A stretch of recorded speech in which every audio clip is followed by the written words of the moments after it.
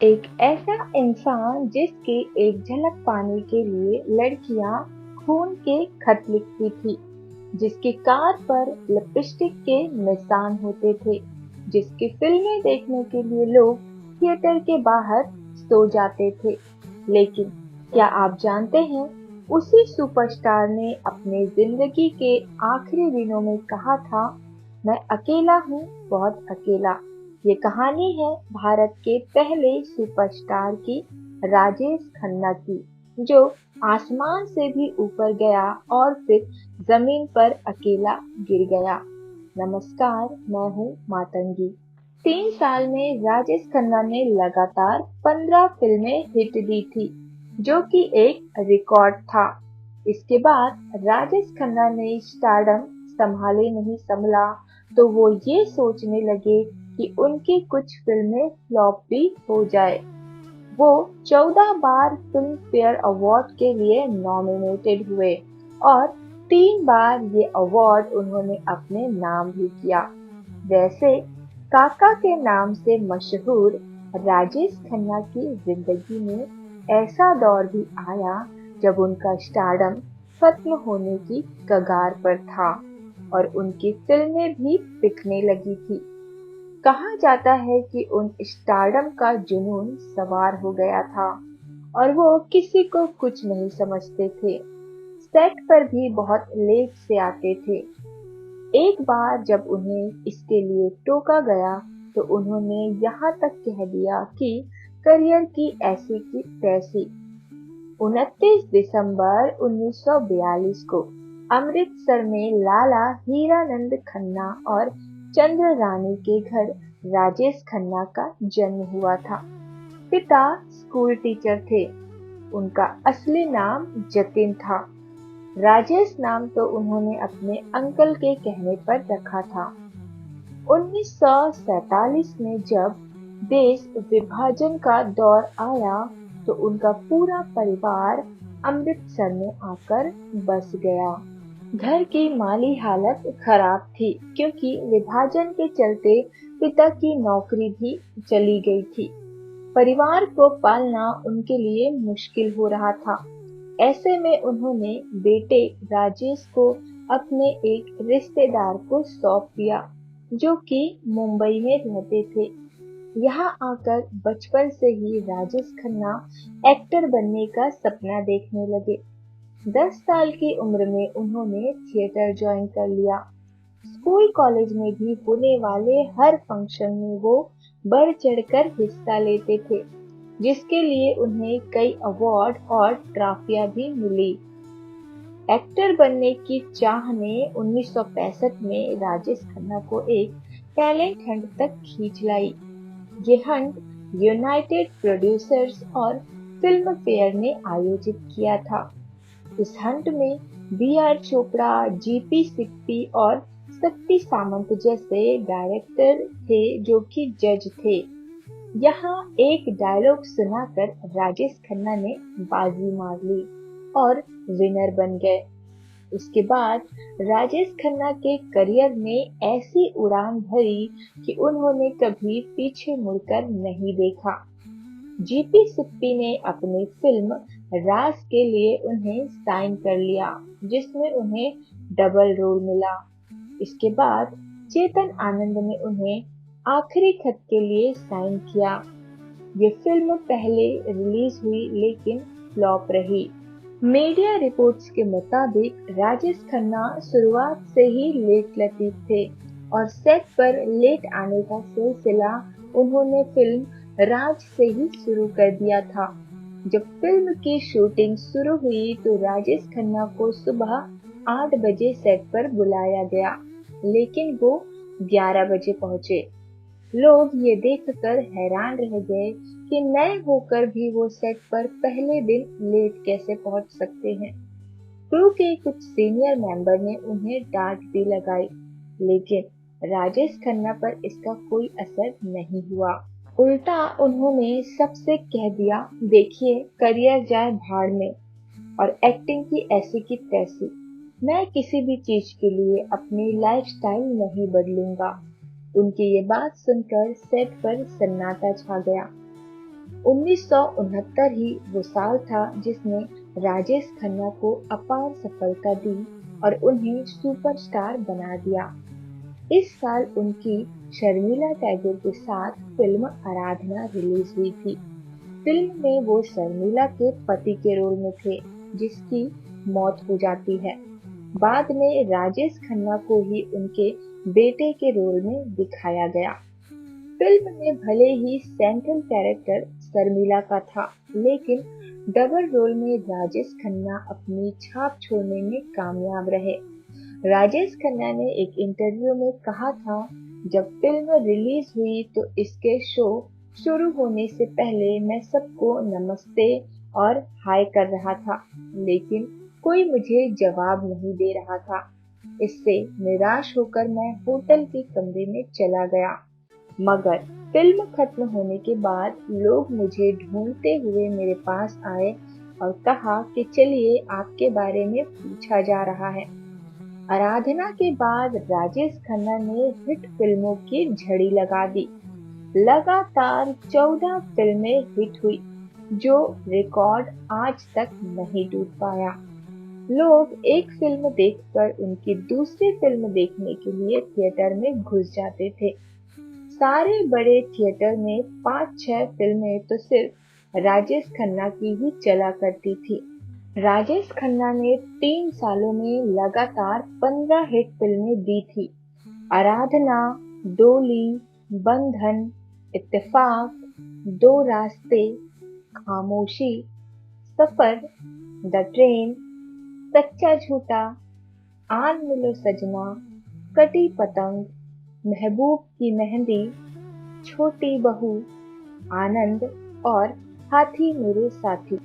1969 से 1975 के बीच राजेश खन्ना का स्टारडम ऐसा था कि उस दौर में पैदा हुए ज्यादातर लड़कों के नाम भी राजेश रखे गए थे। लड़कियां उनकी स्टाइल, उनकी मुस्कान पर फिदा थी। आलम ये था कि इन्हें लड़कियां खून से खत लिखा करती थी, जिसे पढ़ने के लिए राजेश खन्ना के बंगले पर एक व्यक्ति को नौकरी पर रखा गया था। कुछ लड़कियां तो उनकी फोटो से शादी कर लेती थी और कुछ लड़कियां फिल्म देखने से पहले ब्यूटी पार्लर में पहले तैयार होती थी, फिर वो फिल्म देखने जाती थी। 1973 में डिम्पल कपाड़िया से शादी करने से पहले राजेश खन्ना सालों तक अंजू महेंद्रू के साथ रिलेशनशिप में थे। इस दौरान वो लिव इन में भी रहे। करीब 2 साल बाद दोनों का रिश्ता खत्म हो गया। हालांकि 2012 में राजेश खन्ना के निधन होने तक अंजू उनकी जिंदगी का अहम हिस्सा रही थी। 1969 में महमूद ने अपनी फिल्म जनता हवलदार के लिए राजेश खन्ना को साइन किया था। फिल्म की शूटिंग के दौरान एक बार महमूद के बेटे राजेश खन्ना से हाय हेलो करके चले गए। काका को ये बात बुरी लगी। उन्हें लगा कि ये उनकी इंसल्ट है। इसके बाद से राजेश हमेशा सेट पर लेट आने लगे। महमूद को घंटों इंतजार करना पड़ा। इसी झल्लाहट में महमूद ने राजेश को थप्पड़ जड़ दिया। महमूद ने कहा, हमने आपको फिल्म के लिए पूरे पैसे दिए हैं, आपको शूटिंग पूरी करनी होगी।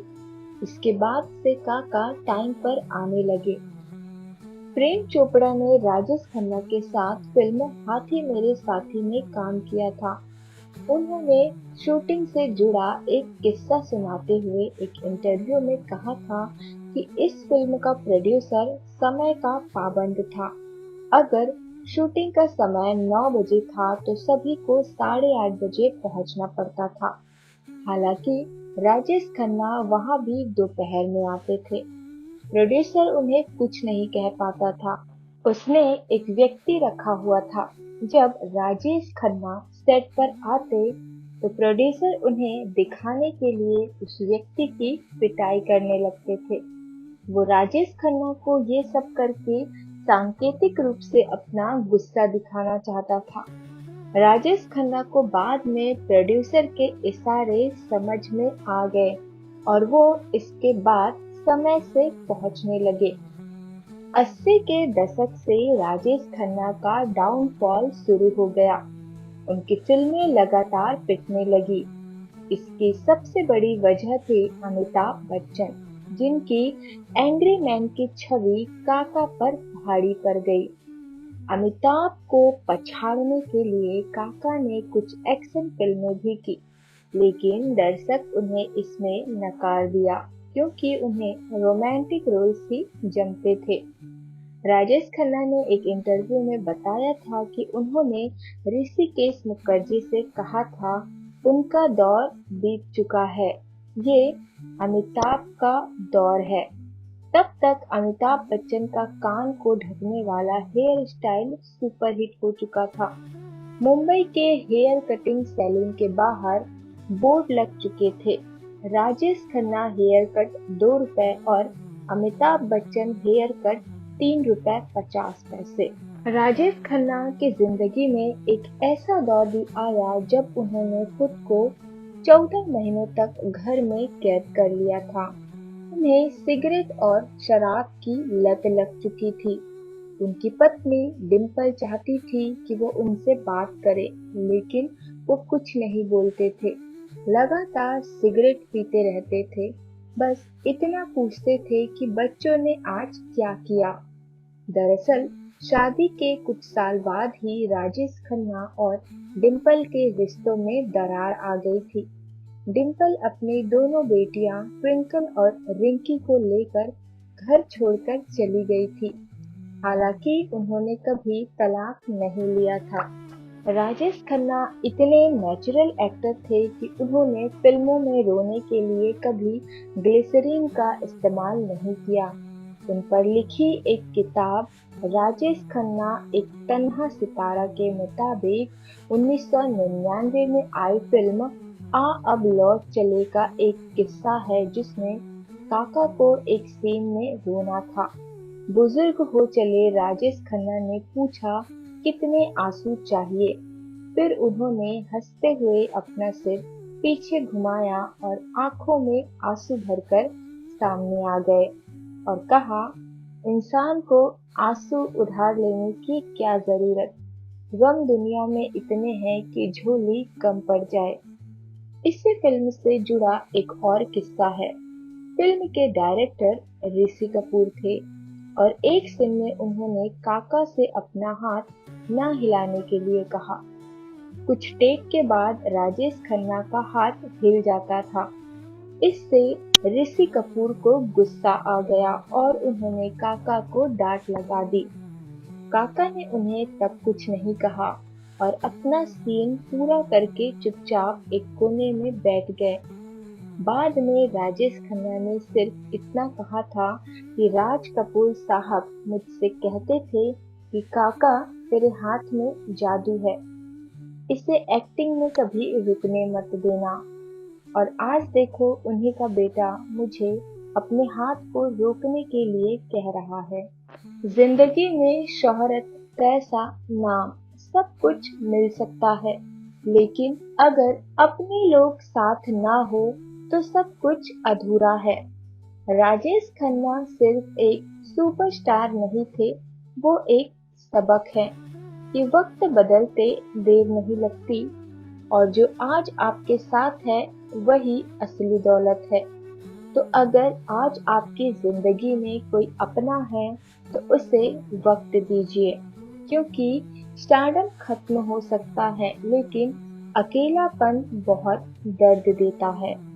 अगर आपको ये कहानी अच्छी लगी हो, कहानी दिल छू गई हो, तो वीडियो को लाइक करिए और ऐसे ही सच जानने के लिए सब्सक्राइब जरूर करिए।